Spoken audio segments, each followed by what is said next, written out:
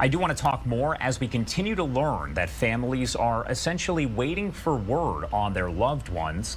We do have Aviram Meir, and he is joining us to talk about his nephew, Almog Meir Jan, who has been seen in videos released by Hamas showing he is a hostage. Now, he does join us live here to talk more about his nephew. Thank you so much for taking the time to be here. I've said it time and time again, but I just can't even begin to imagine what you're going through. So again, thank you for taking the time to join us.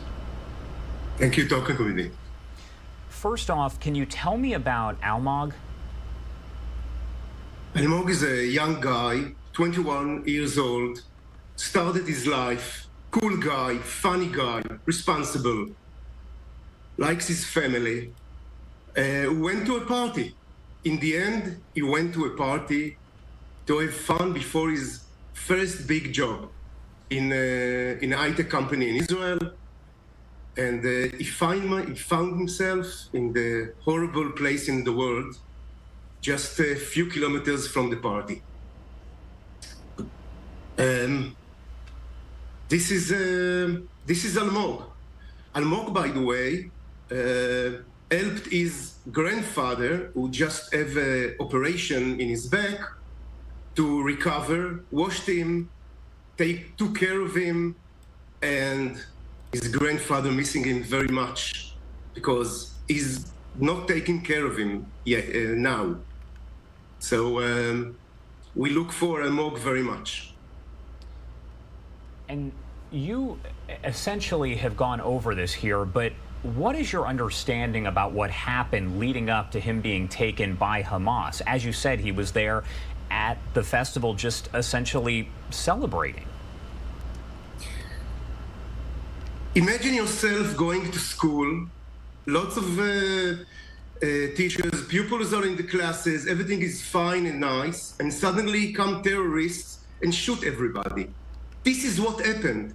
They went to a party, they celebrated, they danced. It was an international festival, it was moving in the world, and about 3,000 youngsters went to party and to dance. And in the morning, terrorists came and shot them and took them hostage, some of them, killed them, shoot them, burned them, raped some of the girls. Horrible things that the Hamas did. It's not Hamas, it's worse than ISIS, what they did. To our luck, Almog is definitely is a hostage by the Hamas end. He's not dead. We saw it in the film that the Hamas released, and he arrived Gaza alive, and we demand them to bring them back alive and healthy and in one piece. When did you first see that video that shows Almog as a hostage? And when you see that, what goes through your mind? Because some of those videos are incredibly graphic. I will start at the morning when Almog called his mother and told her that there is a mess in the party and he's hiding and he don't understand why there are missiles and shooting all over. And he will call her every half an hour and he loves her and he hang up. This phone call was at 7:45 in the morning. Afterwards, noontime, about 1 o'clock, a friend of Almog sent us a video that has been released. The Hamas, with the Almog and the other hostages, there are 5 people in a stinking room, some of them beaten, some of them tied up. All of them looks afraid, terribly afraid. And this is the last message that we got from Almog, this video. It's been 17 days that we have no idea what happens with him. You can imagine that when we saw the picture, the screams of horrible, and we were horrible, terrified, and we just started to understand that our world turns up down. What were you thinking when you hear that 2 American hostages, a mother and a daughter, had been released on Friday by Hamas? Obviously, we now know that there are more than 200 hostages. There are about 222, according to some officials over in the Middle East. But what were you thinking when you found out that 2 hostages had been released? We are very happy for the hostages and for their families. We hope it's a window to negotiate about the hostages and to release them. We support those families, those 2 families, and the hostages, and we demand our government and ask all the other governments to keep on doing things to release the hostages.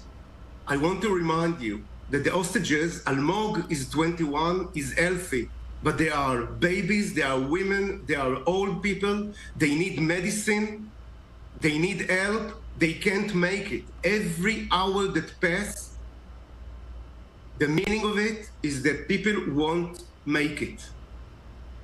We want them back home. This is their place, back home. We know that there is violence that does happen in the Middle East. We have reported on it for years at this point. But one thing that I've tried to get across to people, because they've asked the question, how is this different?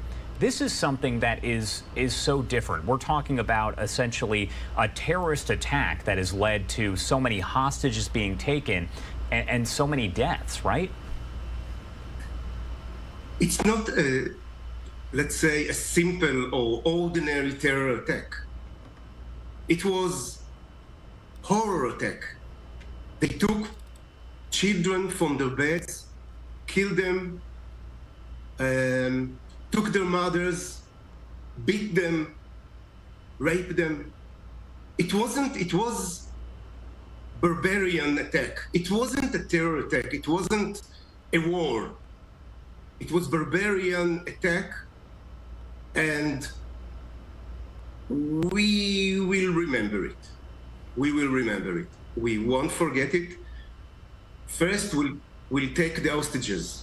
Then we'll take care of the others. What does it mean to you to see some of the support that is coming in for Israel from countries like the U.S., for instance? We know there have been rallies that have been held to show support for those who have been taken hostage by Hamas and just for the country itself. What are your thoughts, and how does that make you feel to know that there are people out there that are showing their support? It makes us stronger. We feel that the U.S. with us, and it means that we have time and we have space to do what we have to do. But first, again, hostages. We will fight to bring all the hostages back home.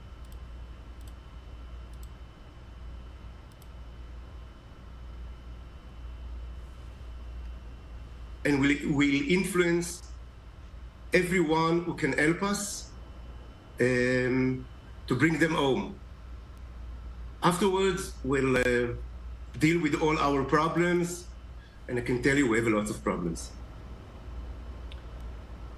Thank you so much for taking the time to join us and to talk about your nephew. Is there anything else that you want to add about any of this before I let you go?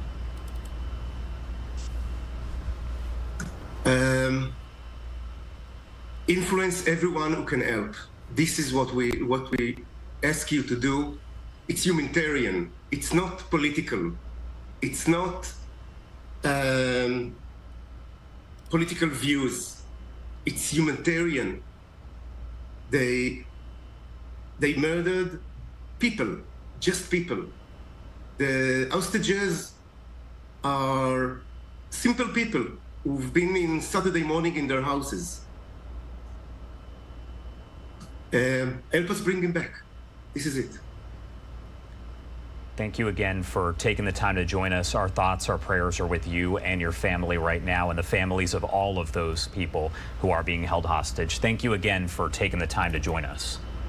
Thank you very much, Josh. Thank you very much.